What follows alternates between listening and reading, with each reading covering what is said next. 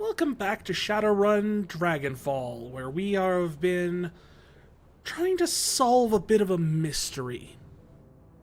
You see, we had a job, and that job was supposed to be as we were told, a quote-unquote milk run. Which I assume means not that difficult.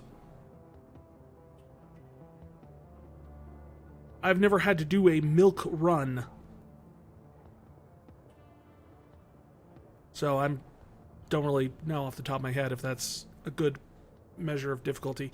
But other people compared it to other things that were also, someone said cakewalk as well. So either you're running for milk or you're walking for cake. Honestly, I think the cakewalk sounds like the more pleasant venture, but that's just me. But needless to say, we went down and we found out that, boom! The whole thing, we were just supposed to steal something out of a vault? No, we found an entire secret laboratory with strange half-man, half-machine monstrosities and a bunch of people shooting at us, and we barely made it away with our lives. And one of our people, our team leader, actually did die. So now we're trying to figure out why. Why did everything go wrong? Who sold us out? Who tricked us? Who betrayed us? And exactly what the motivation for doing so was. But first, we have to go and steal cable for this guy so he can give us some information on our client. Because only our team leader knew who the client was. So we have an information broker who dug up some stuff, and he wants us to go and reset data taps? Data tap protocol buffer is now reset.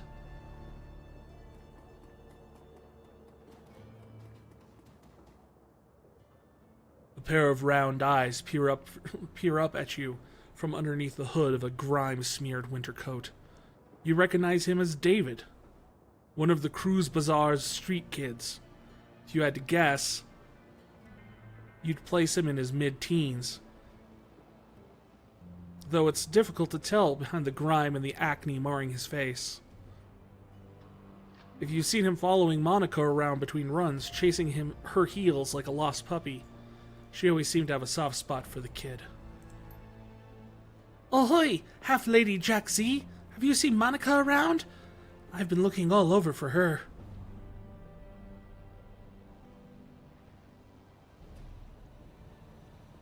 I'm afraid I have some bad news for you, kid. The kid blinks, a blank expression on his face. She's dead, isn't she? I'm still kind of blown. This kid looks taller than me. I guess he's an elf, so I guess maybe tall for his age? I don't know, but...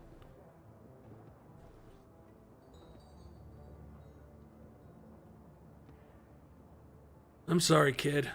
We all are. I'm not going to lie to the kid. He's a street kid. He's used to the horrible nature of this world. But I'm also not going to, give him the gruesome details. I'm sorry, kid. We all are. Yeah, look, I think I want to be alone right now. I don't blame you.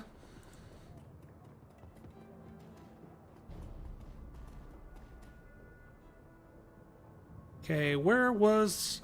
I know we saw another one of those data tap places somewhere. One was up here by the statue, I know that.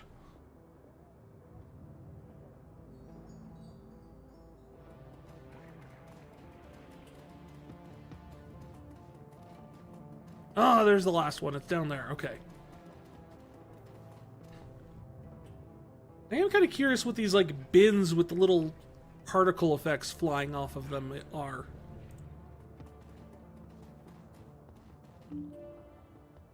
The protocol buffer is now reset.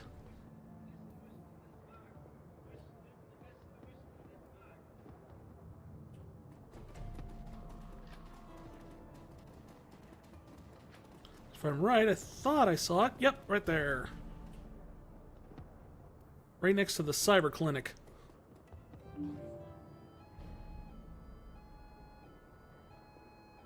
As you're resetting the data tap, you notice that someone has duct taped a small homemade receiver to the system. An earplug dangles from the receiver.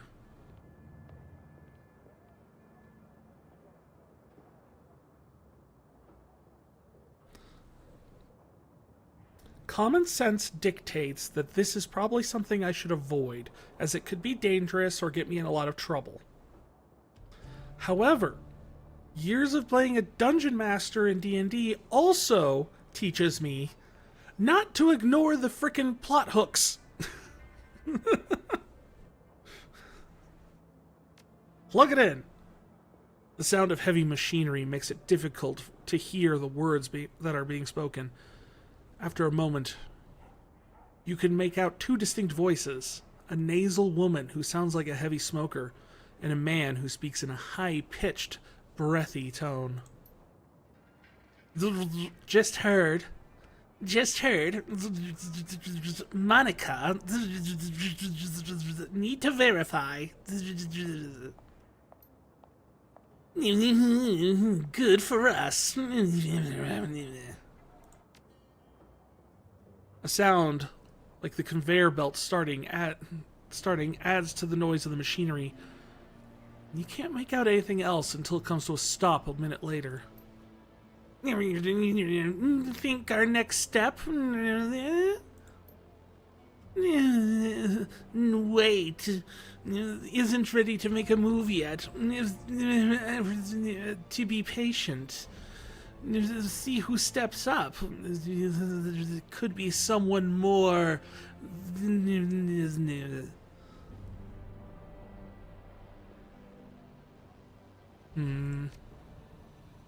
More conveyor belts. All you hear is the sound of machinery.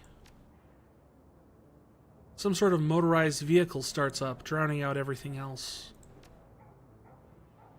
A bell rings loudly again and again. It sounds like a telephone. You hear the sound of a door slamming shut, and the noise of machinery is suddenly muffled. There's a rattle of plastic, and the ringing stops. The nasal woman's voice can be heard again in a sing-song tone. Guten Tag, how may I help you? Silence. Her tone changes, becoming more businesslike. I heard. Yes, he knows. I told him it wasn't time to make a move yet. What do you think I am, an idiot? The council needs to meet again. I know. Getting everyone in the same room is challenging. Getting them to agree on a course of action is going to even be more challenging. From my perspective, the cruise bazaar was only stable because of her. If she really is out of the way, well, we'll see, won't we? Yeah, I know. What can I say? Things go slow in the flux sometimes. You hear the sound of a door opening again. A cacophony of machinery fills the line. You can't make out anything more. So 2 people. For one, Monica was apparently the only person holding this place together, which is surprising.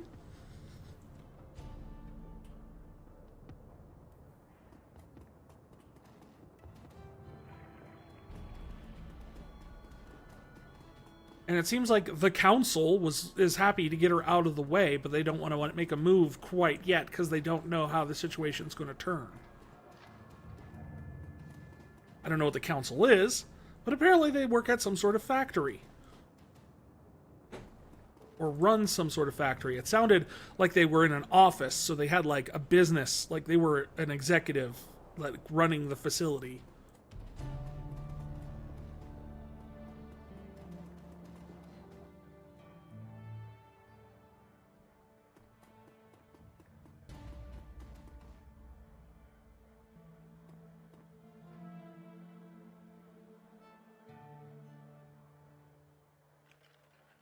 Hello, my friend. The voice that comes from the man in the chair is enormous as its owner, a deep, booming roar dripping with unrestrained mirth. A fine day for a soy calf, yes? Yes, it certainly is a beautiful... From the back of the store, the voice of the shopkeep cuts you off. Don't mind the fool in the chair. He roars like a traumatized walrus, stewing all day in his own sweat. The man behind the bar glares at Goldschmidt, and his upper lip curls in disgust. I only tolerate him because he takes his soy calf by the bucket.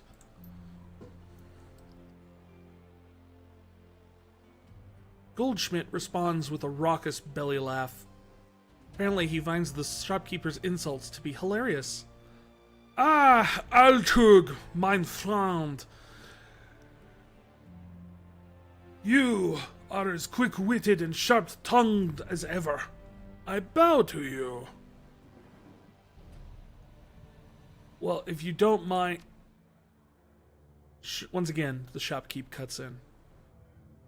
To bow to me, you'd first have to vacate your chair. The shopkeep clasps his hands together, clasping them in front of his chest. I shall summon a team of determined young men and an ox to assist you with the tasks. With luck, you'll be on your feet by nightfall. That is a great insult.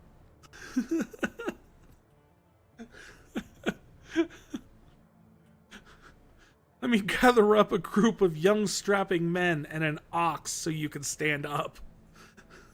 We'll get you there by nightfall. Oh, I love that. Goldschmidt smiles up at you, his small eyes glittering. Enough of this senseless bickering. You have approached me for a reason, yes? Tell me, what can Jan Goldschmidt do for you?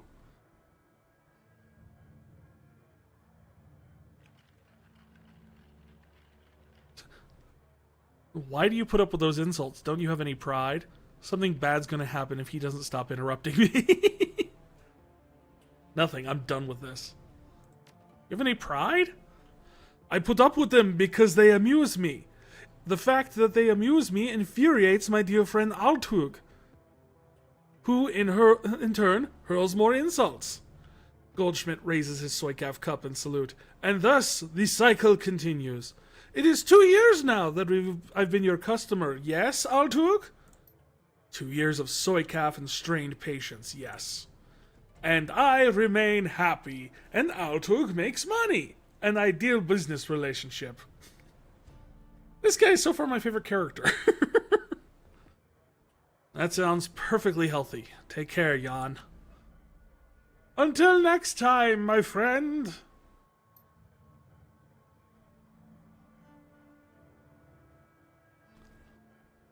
The man behind the counter has the broad smile and open demeanor of a classic Turkish street vendor. Welcome, honored Efendim. Welcome. How can Burak Ghazi serve you today? Would you like a cup of coffee, perhaps? I've finished with your little trifle, Air Burak Ghazi. Ah, very good. I assume you had no difficulties.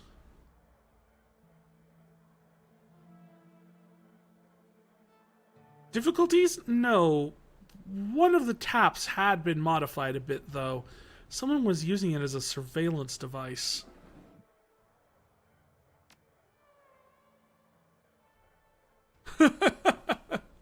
Of course they were.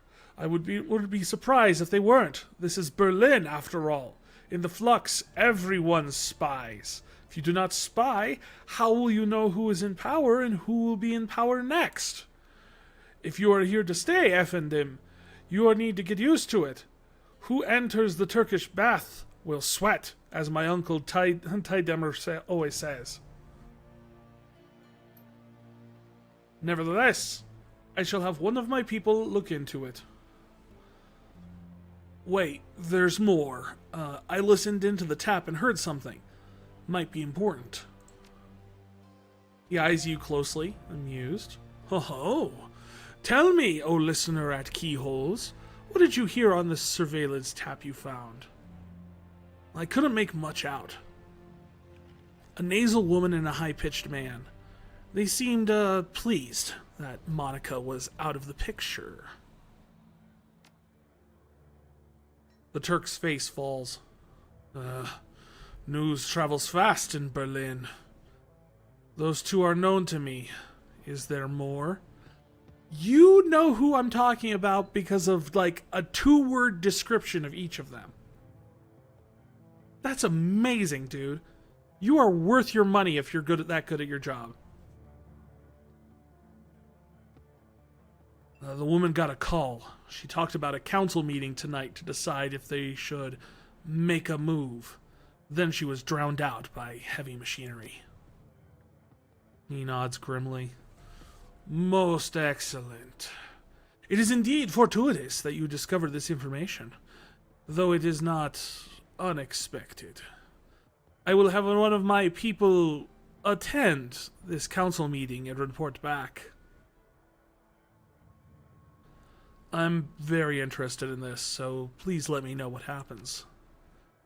With that out of the way, let us return to our pressing business. He barks at a stream of rapid-fire Turkish, and the gum-chewing young woman comes hurrying to the counter. The menu for Herr Amsel, uncle. Kami hands you a folded piece of paper. Inside is a memory stick. Please extend my consolations to him. The death of Fraulein Schaefer must have hit him hard. Buragazi gives Kami a small nod. She hurries out of the room. When she is gone, he returns his attention to you. Please express my condolences as well. I have only just heard the news. Monica was an important part of this community. Apparently. Few know how important. The memory stick Kami just handed you should contain all the information Herr Amsel requires from our chef in the field. Should you require my services in the future, you know where to find me. Until then, good day.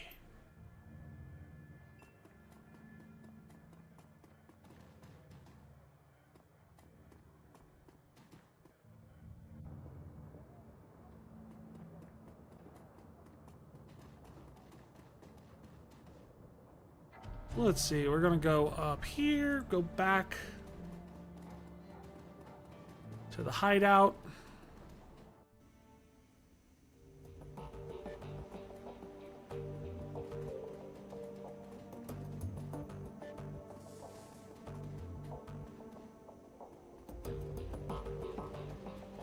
Oh good, everyone's here already.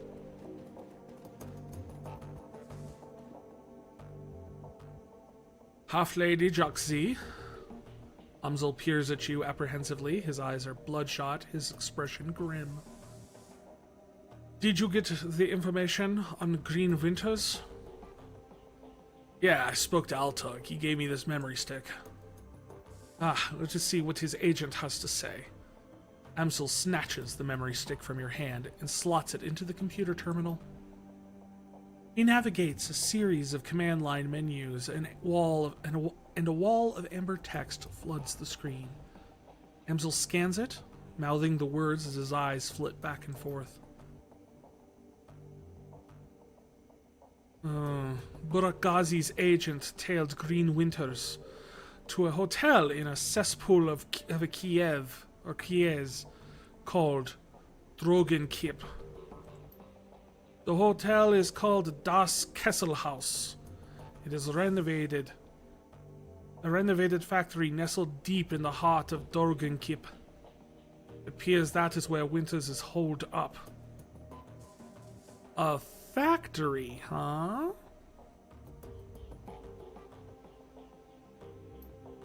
Recently, there was some contention between the two gangs over control of this neighborhood.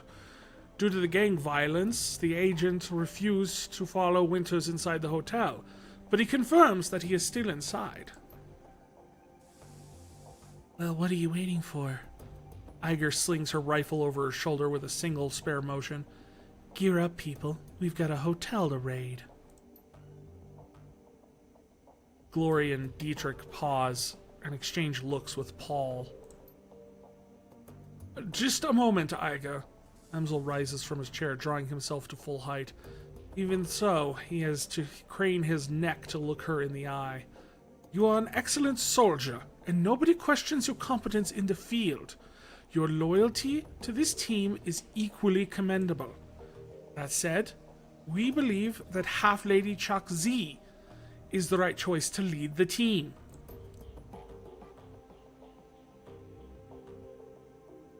What? Don't mistake this decision for a reprimand. Monica considered your contributions to the team to be invaluable. But we know that she wasn't comfortable putting a soldier in charge.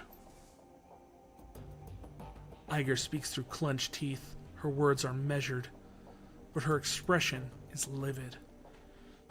This is unbelievable. You want to put the rookie in charge. Again. She shakes her head. Don't you people learn from your mistakes? Half-Lady Jack Z is the reason we're still alive, Iger. He kept us together. He led us out of there in one piece. Making him your golden boy. She sounds tired, resigned, but above all, disappointed. This is more of your flux state idiocy at work, isn't it? Dietrich reaches out and puts his hand on her shoulder. It's what Monica believed in. Iger's voice tightens. For a moment, her control slips and her face contorts in grief. Yeah, and look where that got her. She straightens to full height. Let me give you a piece of advice. In the field, only two things matter. The mission and survival. Everything else is a distraction. Your ridiculous politics have no place on a Shadowrun.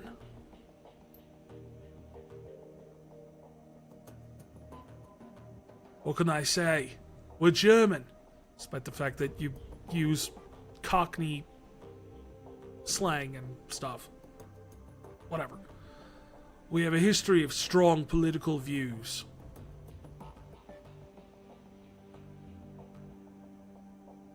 I ain't touching that one.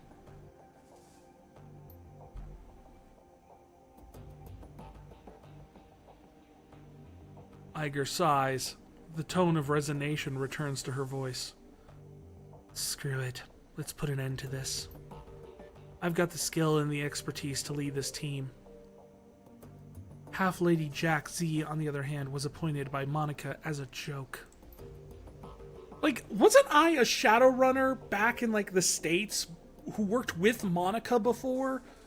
Before Monica came back to Germany? Isn't that the backstory?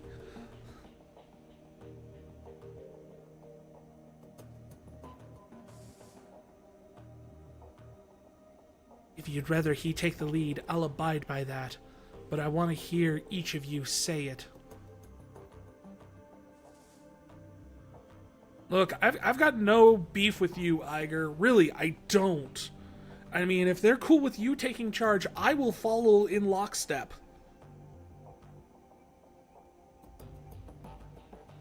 If they want me in charge, I would like it if you did the same. But I've got no quarrel with you, Iger. I'll just do what the group wishes.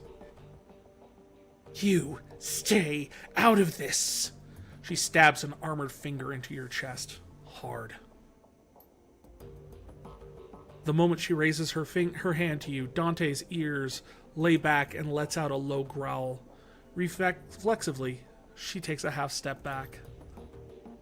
Well, I think we've heard what Dante has to say. As for my part, Half-Lady Jack Z saved our lives back there. You may not believe it, but he did. Along the way I see it, that means I follow his lead a while longer. Lori's voice is uncharacteristically gentle. I trust in Monica's judgment. Therefore, I trust in Half-Lady Jack Z's judgment. The discussion is finished, Iga. Amsel speaks softly, but his tone is firm. Half-Lady Jack Z will take Monica's place as the leader of this team.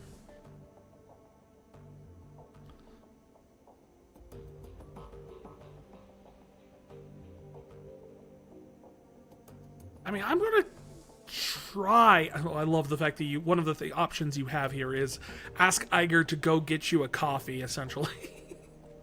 No, we're not doing that. Running the shadows is simple. Work, survive, get paid. I plan to keep us alive long enough to find a payday at the end of the tunnel. Monica's death deserves vengeance, and I will see it done. This is the one I like. I'll do whatever it takes to keep this team and Monica's legacy alive. And that includes taking your advice, Iger. Iger gives a small nod. That's big of you. Is that a dwarf joke? I feel like that's a dwarf joke.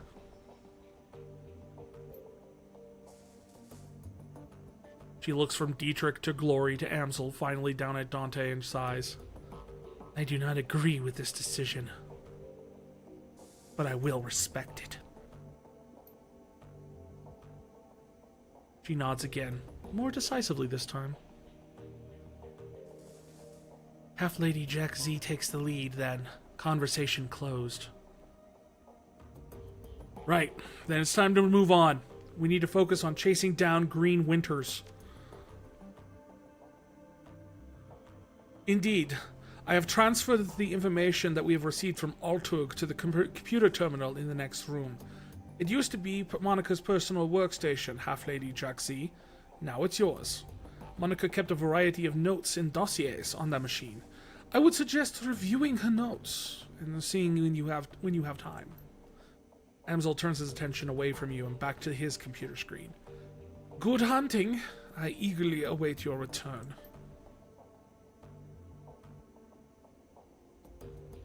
I wouldn't suggest driving to Drogan Kip. The roads aren't safe. Taking the U-Bahn would be faster anyway.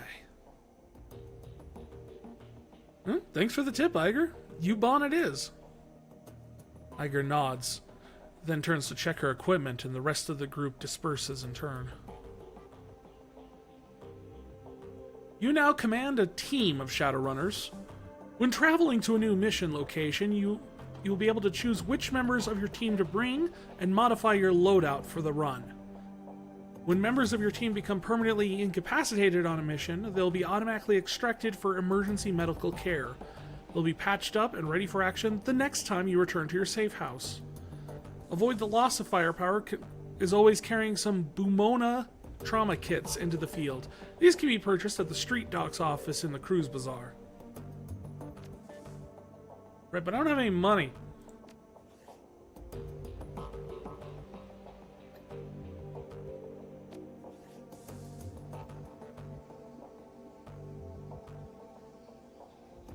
They have like 49 new yen. It's not going to be enough to get anything because I spent all my money on my sweet deck.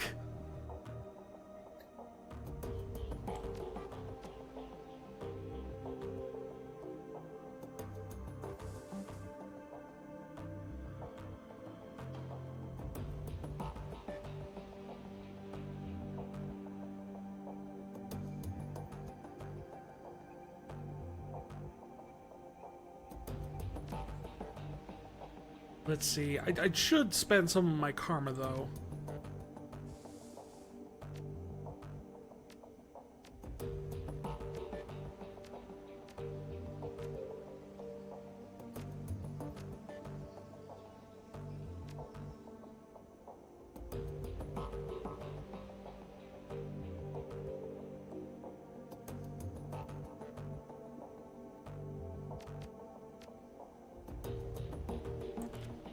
Up my decking skill a little bit there.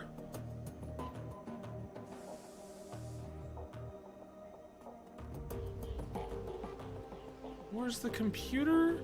Ah, here it is.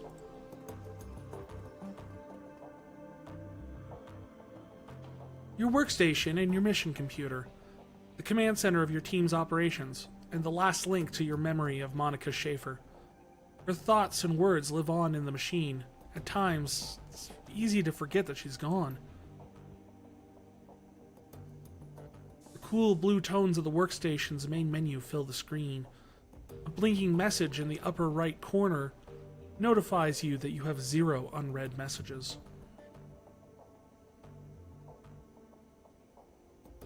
Well, I have 0 unread messages. I don't need to check my...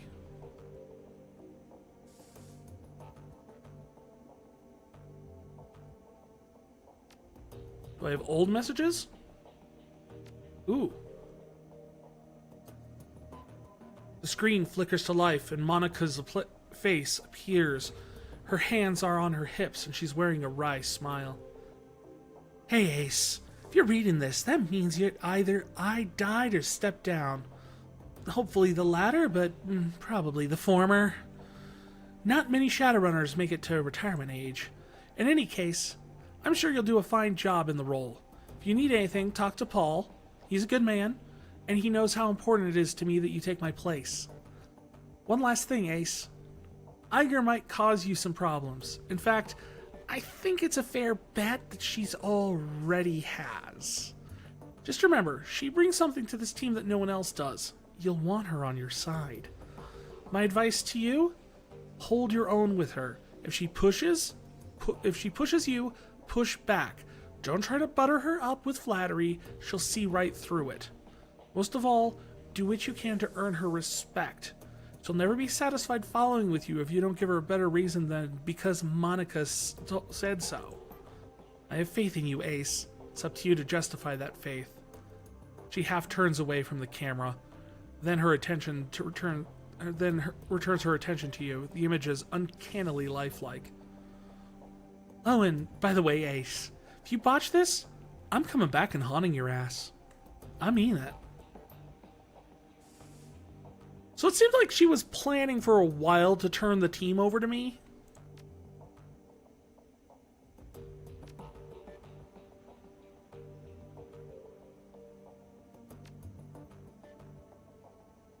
Okay, nothing in the jobs directory. Hey, the Shadowland BBS.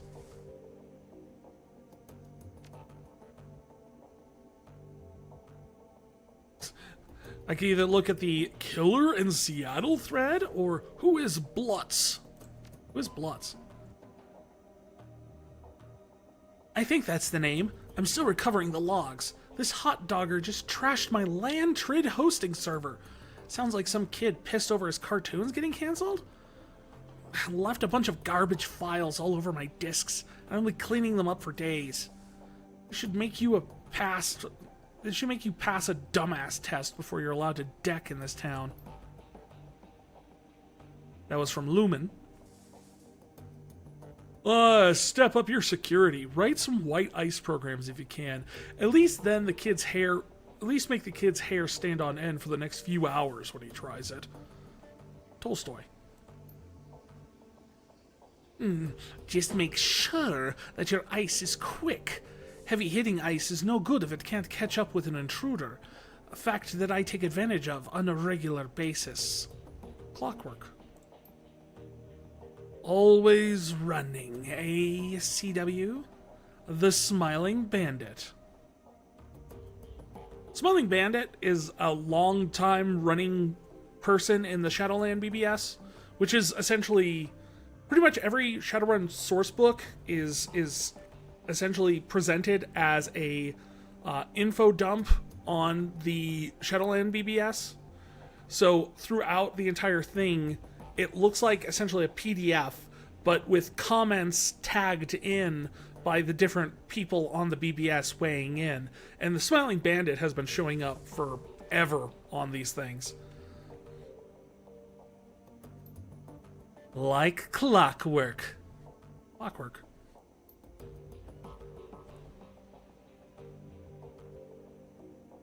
Oh, this is 2054. So that puts us at 2 years after second edition started? Shoot, I don't even think the Renraku arcology incident has happened yet.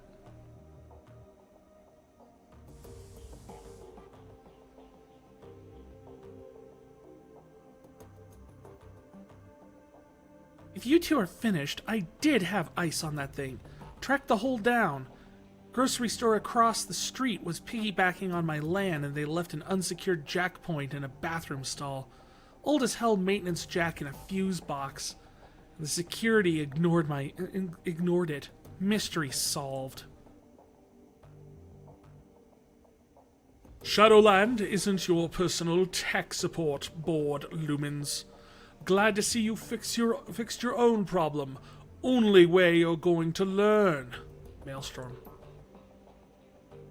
Killer in Seattle? Anyone else reading about this? City's got a Lone Star contract and they can't catch the guy. Emerald City Ripper has been on a killing spree, and so far no one has a clue. It's pathetic.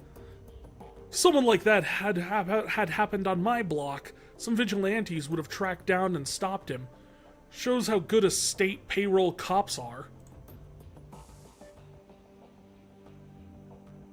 Who said it's a he? They don't have any leads. Ha! I'll be in Seattle next week. FWD, forward any info you have about this Ripper, and I'll see about taking him out on a date with my Walther MA 2100. I'm sure Lone Star have a fat reward waiting for whoever blasts this goon. How much you want to bet that those threads are going to continue throughout this game? We should check back later and see if...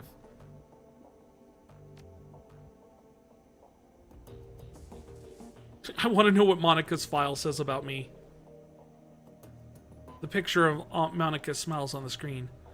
Half-Lady Jack Z. My secret weapon.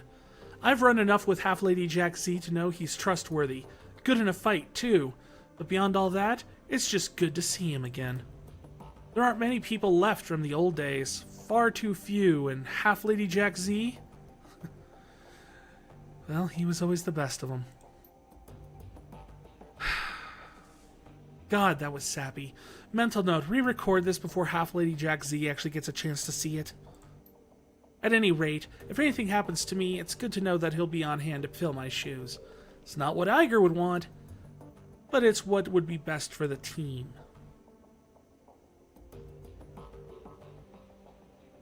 Alright then, what about Iger? Iger.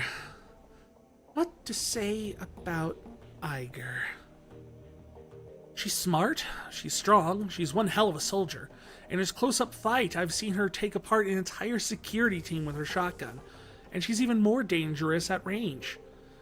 It's a handy thing having a trained sniper on the team. All in all, one hell of an advantage thanks to her. Unfortunately, there are some disadvantages too. All that military training has left her, how do you say it?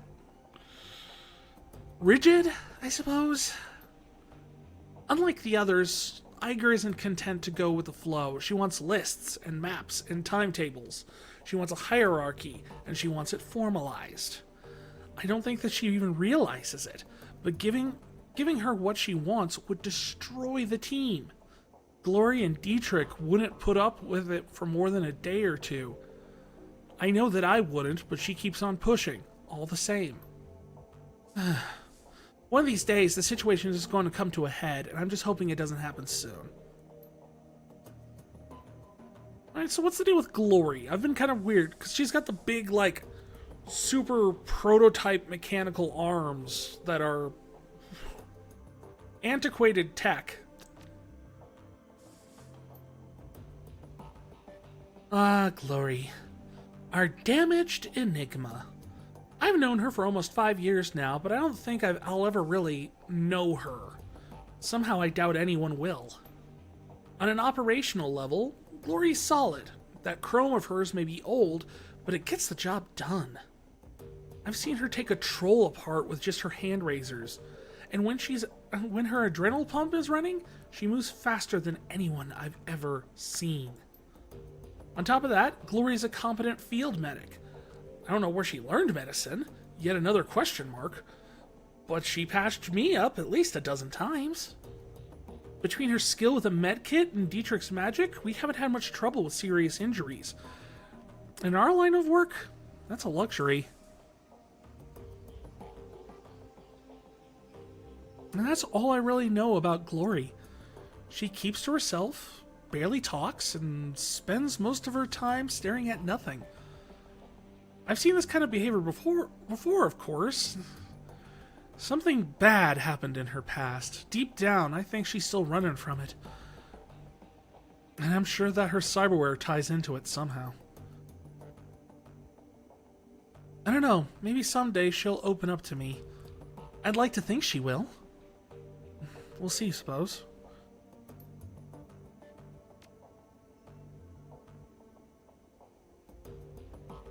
Dietrich seems to be a straightforward one. Grumpy old shaman. Dietrich, one of my dearest friends, and a shaman of tremendous power. At your side, a good man to have at your side in a fight. I tend to use Dietrich in a support role. His magic can dramatically bolster the combat effectiveness of a frontline fighter like Eiger or Glory. But when the chips are down, he's more than capable of dishing out punishment on his own. Can't think of anything else to say about Dietrich. Just a good, reliable guy.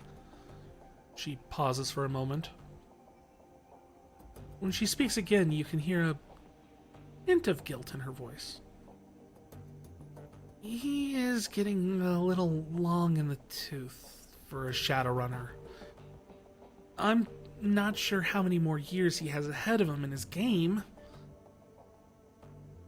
But I'll be happy to run with him as long as he's able. We'll see, I suppose. And then finally, Paul. Paul. Talented, well-connected fixer with contacts all over Berlin. He's more to me than that, of course. But that's neither here nor there. Wow. Paul got, like, nothing.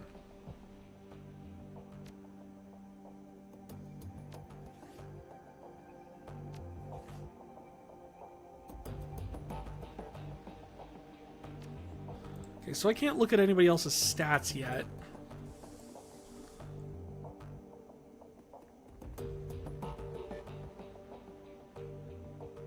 This isn't the best of times. Come back later if you want to talk. Well...